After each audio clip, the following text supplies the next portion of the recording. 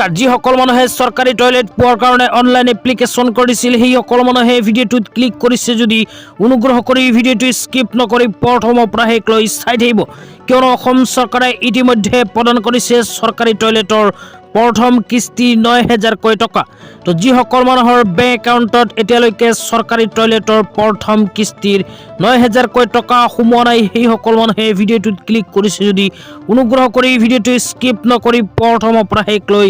চাই থাকিব কিয়নো যিসকল মানুহৰ বেংক একাউণ্টত এতিয়ালৈকে চৰকাৰী টয়লেটৰ ৯০০০ টকাৰ কিস্তি সোমোৱা নাই সেই সকল মানুহে অতি শীঘ্ৰে কৰিব লাগিব এখন বিশেষ কাম তো কি কাম কৰিব লাগিব এইটো ভিডিঅ'ৰ মাজত আপোনালোকক বিস্তাৰিত জনাই দিম প্ৰথমে দেখুৱাই আছো যিসকল হিতাধিকাৰীৰ বেংক একাউণ্টত ৯০০০ টকা প্ৰদান কৰিছে সেই সকল হিতাধিকাৰীৰ মোবাইলত কিন্তু এনেকৈ এখন SMS আহিছে ইয়াতে লিখা আছে dear customer DBT gov payment of Rs 9000 credited to your account number on 020324 SBI তো যিসকল মানুহৰ বেংক একাউণ্টত চৰকাৰী টয়লেটৰ টকা সোমাইছে এনেকুৱা এখন SMS কিন্তু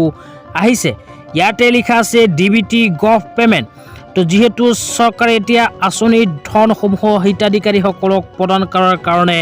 আধাৰ কাৰ্ডৰ জৰিয়তে ডাইৰেক্ট ডিবিটি ট্ৰান্সফাৰ কৰে সেই কাৰণে আপোনালোকক কওঁ যে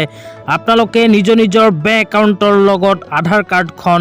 লিংক কৰিব লাগিব যদি চৰকাৰী আঁচনিৰ ধনসমূহ আপোনালোকৰ বেংক একাউণ্টত লাভ কৰিব বিচাৰে তো কেনেকৈ কৰিব একেবাৰে সহজ পদ্ধতি আপোনালোকক দেখুৱাই দিছো অনুগ্ৰহ কৰি ভিডিঅ'টো স্কিপ নকৰি প্ৰথমৰ পৰা শেষলৈ চাই থাকিব তো প্ৰথমে ফৰ্ম ফিলআপৰ প্ৰচেছটো দেখুৱাই দিছো তাৰ পিছত দেখুৱাম আপোনালোকে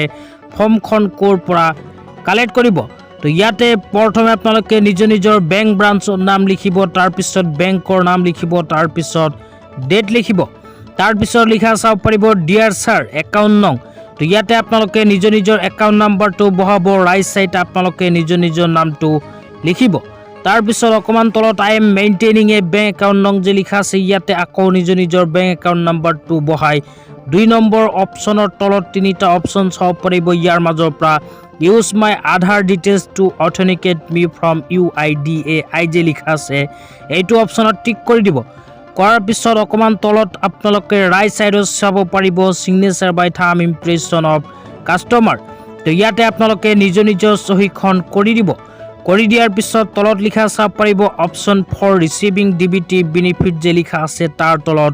প্ৰথম যেটো অপচন আছে এই অপচনটো টিক কৰি দিব আৰু আপোনালোকে নিজৰ বেংক একাউণ্ট নাম্বাৰখন ইয়াতে লিখি দিব লিখি দিয়াৰ পিছত স্ক্ৰল ডাউন কৰি তলত আহিলে ইয়াতে লিখা চাব পাৰিব আকৌ লেফট সাইডৰ সিগনেচাৰ বাই থাম ইমপ্ৰেছন অফ কাষ্টমাৰ তো ইয়াতে আপোনালোকে আকৌ নিজৰ সিগনেচাৰখন কৰি দিব তাৰ পিছত তলত নিজৰ নাম লিখিব মোবাইল নাম্বাৰ লিখিব ইমেইল এড্ৰেছ লিখিব আকৌ ৰাইট সাইডে নিজৰ সিগনেচাৰখন কৰি দিব তো এইখিনি কৰাৰ লগে লগে ফাইনালি ফৰ্মখন ফিলআপ কৰা হৈ যাব এইখন ফৰ্মৰ লগত আপোনালোকৰ আধাৰ কাৰ্ডৰ জেৰক্স কপি আৰু বেংক একাউণ্টৰ জেৰক্স কপি সহ নিজৰ বেংক ব্ৰাঞ্চত গৈ জমা দিলেই কিন্তু আপোনালোকৰ বেংক একাউণ্টৰ লগত আধাৰ কাৰ্ডখন লিংক হৈ যাব তেতিয়া আপোনালোকে চৰকাৰী আঁচনিৰ ধনসমূহ নিজৰ বেংক একাউণ্টত আধাৰ কাৰ্ডৰ জৰিয়তে লাভ কৰিব তেতিয়া আপোনালোকক জনাইছো ফৰ্মখন ক'ৰ পৰা কালেক্ট কৰিব ফৰ্মখন কালেক্ট কৰাৰ কাৰণে যিকোনো এখন কম্পিউটাৰ দোকানত গৈ ক'ব যে আধাৰ কাৰ্ডৰ লগত বেংক একাউণ্ট লিংক কৰা এখন ফৰ্ম দিয়ক তো যিকোনো কম্পিউটাৰ দোকানতে পাব